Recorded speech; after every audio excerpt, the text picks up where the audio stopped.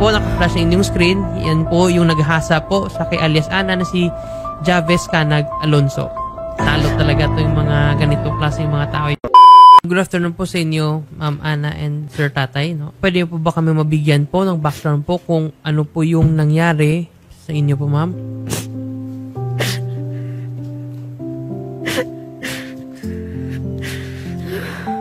Bali po yung nangyari dun, sir. Pinilit niya po akong kinahasa dun sa may shop po nung bayaw po ng kinakasama ko.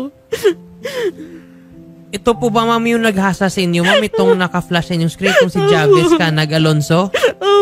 Okay. So, bali, Ma'am, yung situation dyan, Ma'am, is bali magkasama kayo nung una tapos, Ma'am, bigla lang pinilit ka na niya, Ma'am, nga mag-ianin. Opo. Okay. We have a video nga nakita nga kaso hindi nga lang namin pwede ma-flash ngayon kasi against yun sa YouTube na ang policy eh. Kasi medyo explicit. Ang sa mga ganyang scenario po, Ma'am, yes, naintindihan po namin, Ma'am, nga may trauma kayo, Ma'am, nga at saka buti po, Ma'am, lumapit kayo dito para matulungan po kayo, Ma'am, ng Wanted sa radyo at saka ni Senator Idol Raffy Tulfo. So, sasampahan po natin to ang Tay at Ana, itong si Javes Alonso. Sampahan pa ito ng kaso itong na-rape talaga. Kasi kitang-kita naman doon sa pinakita sa aming CCTV video na ni-rape niya nga talaga. May nailapit na po ba to sa barangay or sa PNP? Una po nun, sir, nung nalaman po ng tatay ko, pinunta niya po ako sa police station. Tapos po yung doon sa police station po, pinapunta po kami ng barangay pa-blatter daw po. Okay, so na-i-blatter na din, Ma'am, sa barangay? Opo, okay naman po. So ngayon ba, Ma'am, may idea ka kung saan na po ba ito si Javes Alonso? Ang alam ko lang po kasi ngayon nagtatrabaho daw po siya. Tapos nandun daw po siya sa asawa niya ngayon. May asawa to? Opo. Kasal? Live-in lang? Live-in lang daw po. Okay. Itong si Javes ba, ilang taon to siya? 23 na daw po siya. Kayo po ba, Ma'am? Ilang taon kayo, Ma'am? Magto-23 na po. Okay. So ito si Javes, 23. Saan po ba siya nagtatrabaho, Ma'am? Isabi niyo po lahat, Ma'am. Saan po ba siya nagtatrabaho, Ma'am? Hindi ko po sure kung saan po siya nagtatrabaho kasi hindi naman ko po talaga siya actually kilala. Bali lang, kaya po nangyari dun sa namin, sir.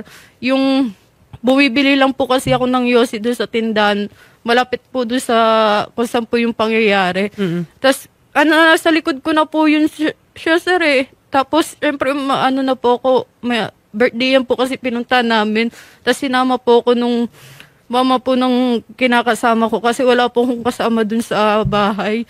Tapos, sir, bumibili ako ng yosi, malasing na rin po ako nun, sir eh. Tapos, mahulog po yung barya, tapos parang na-outbalance po ako, tapos sinabihan niya po ako, lasing ka na ata. Tapos hanggang doon na po yung yung pinag-usapan na po namin, nag-usap na po kami, tapos lalabas po ako. Parang sumama po siya sa akin na nag-yosi kaming dalawa nun, sir eh. Tapos, pinag-uusapan po namin yung pinsan ko nun, sir, kasi ex niya din po yung pinsan ko po noon po. Tapos, sir, wala na po kami matapik nun, sir. Sinabi niya sa akin, magsogo daw po kami. Tapos, pinipilit ko pong hindi kasi ang alam ko, kaibigan daw po siya ng kinakasama ko ngayon kasi sabi ko po sa kanya, ang daming babae niya, bakit ako yung pinili mo? Tapos sabi niya daw, sir, gusto niya daw po ako. Tapos hanggang umalis na siya kahit kasi hindi niya ako napilit sa gusto niya. Tapos umakyat po ako dun sa shop, kukunin ko po yung bata. Naaalagaan ko po dapat nun. Tapos nandun din po siya dun sa shop. Tapos, sir, hindi ko po alam na nandun siya. Inano niya po ako, hinatak niya po ako, pinunta niya po ako dun daw sa, hindi daw po makikita ng CCTV. Dun po niya ako inano. Doon siya nagkamali kasi kitang-kita nga sa CCTV kung ano yung kinawa sa'yo. So, ayan po, Ma'am. So, pasok na pasok talaga sa rape yan, Ma'am, no? Under Article 266A ng, as amended ng RA 11648, no? Kasi rape by sexual intercourse, no? Kasi ginamitan niya ka ng force or intimidation. And at the same time, Ma'am, sabi mo nga, lasing ka nun. So, you are basically deprived of reason or otherwise unconscious. Tapos, you take advantage ka niya. So, rape talaga yan, Ma'am. So, kakasuhan talaga to kasi mga ganito klaseng mga tao, sorry for the lack of better adjective, pero salot talaga sila sa lipunan eh. Yung mga ganitong gumagawa ng mga krimen. Good afternoon po sa inyo, Police Captain. Ito ma'am yung nireklamo nila, ito totoong pangalan, ito ma'am si Javes Alonso. Siya po ma'am yung nag-rape ma'am dito kay Opo. alias Ana. Ilalapit po siya ma'am dyan sa inyo. Ang sasama po ma'am ng team ng Wanted sa radyo ma'am para mamasampa na ito ma'am ng kaso ma'am ng rape ma'am kasi as in medyo karumal-dumal yung ginawa niya and ayun nga ma'am for the lack of better adjective na maisip po ngayon, masabi ko na talaga ma'am, salot talaga to sa lipunan mga rapist eh. So, dapat talaga mapaparusahan to sila. So, ayan po, naka-flash yung inyong screen. Yan po yung naghasa po sa kay alias Ana na si Javes Canag Alonso. Opo, attorney. Ano po ba yung pwede ding matulong na intervention ng PNP? Baka pwede makipag-coordinate din sa DSWD, ma'am, para po, ma'am, sa kay Ma'am Ana. Kasi may trauma talaga siya, ma'am. As in, na-feel nga namin dito, ma'am, nanginginig pa yung boses si ma'am at saka traumatic kasi experience. Opo, tama po, attorney. Si ma'am po ay nirefer na po natin siya for genital examination. Pagka meron na po kayong result, ma'am, i-inform niyo po kami kaagad para po ma-file na po natin agad yung case.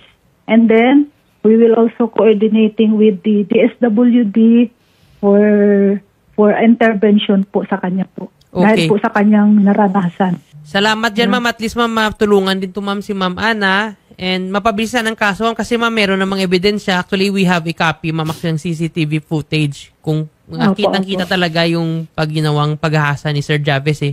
And again, as I have mentioned nga before, hindi lang namin talaga mapakita ngayon since naka-live and against ng sa policy kasi ng YouTube ang pakita ng something explicit. So, ayun po, ma'am, ang Police Captain. Opo, attorney. Maraming salamat po, ma'am, sa Welcome PNP, po. Mabis na Action. Ang papasamahan po natin, Rio, itong sina Ma'am Ana, sa yung tatay, papunta tanggapan ng PNP and para makita din yung kaso sa piskal and sa korte. Para makasuhan talaga ng rape to. Ipafile po natin yung case against doon po sa suspect po. Sige po. Maraming salamat po sa inyo, Police Captain Mary Grace, ang pagtakunan. Thank you po, ma'am. Sir, and good luck.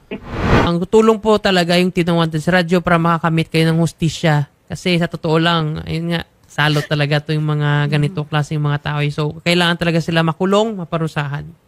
May tanong po ako. Yes po, tay. Kasi nabasa ko sa kabilang ng anak ko na kung magkakaso sasampa rin daw sila ng kaso. Ano yung sasampa nila? Ano namang kaso ang isasampa nila sa amin? Ang sabi daw po, ginusto ko daw din po yun. Sabi ko, nakita nyo naman sa CCTV na pumipiglas ako.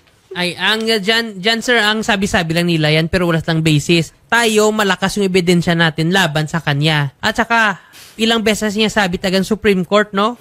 Doon sa jurisprudence natin, na yung case ng rape, kailangan lang talaga yung testimony ng biktima ng babae. Once nga may latag na yan, mako-convict na ng rape yung So yung mga sinasabi-sabi lang ay kaso, wala silang basis kung ano yung kakaso nila. 'Di ba? So tayo, mas malakas yung kaso natin. Kaya tayo yung mag-prevail. So laban natin yan, tay. At saka, kahit gaano pa niya, kung magkita man kayo dun sa korte, kahit gaano pa niya kasabi nga magiging pasensya, wag na wag po kayo susuko. Ituloy talaga itong kaso para yung hustisya makamit at saka yung mga salot sa mundo na katulad ni Javes Alonso ay makulong. Sige po. Itutuloy ko po itong kaso na to. Sige hindi po, po pwedeng hindi matuloy. Sige po. Ilalaban ko po. Laban po natin yan. Kung ano yung tama, ilaban talaga na.